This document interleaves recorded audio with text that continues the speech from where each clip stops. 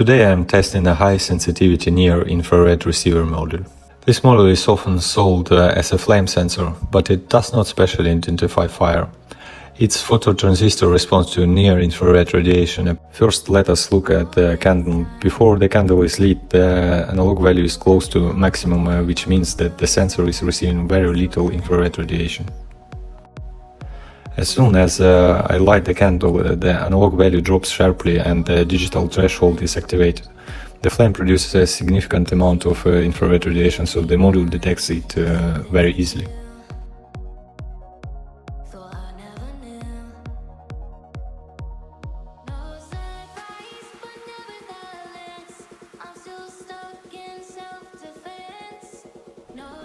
Next, I will test the LED video light.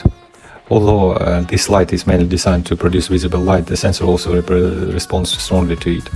This demonstrates that the module can react to different light sources and not only to an open flame.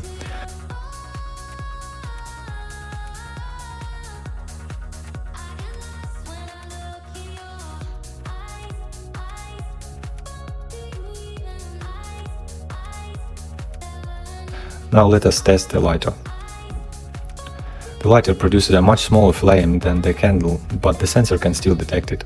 The measured intensity depends on the distance, the angle, the size of the flame and the surrounding light condition.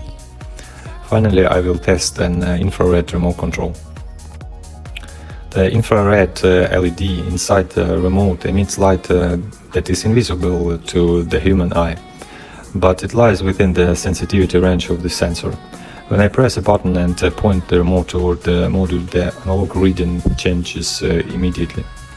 The remote does not emit a continuous signal. It transmits repeat coded infrared pulses, so the measured value may change quickly depending on the sampling rate of the Arduino and the graphical application.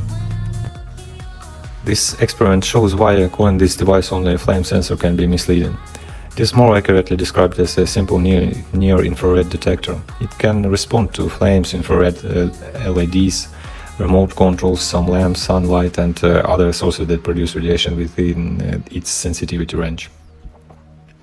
However, this inexpensive module cannot identify what produces the infrared radiation. It only measures the received intensity and compares it with an adjustable threshold. It is useful for educational experiments, simple detection system and learning about analog signals, comparators, infrared radiation and communication between an Arduino and a computer. It should not be used as a certified fire detection or safety device.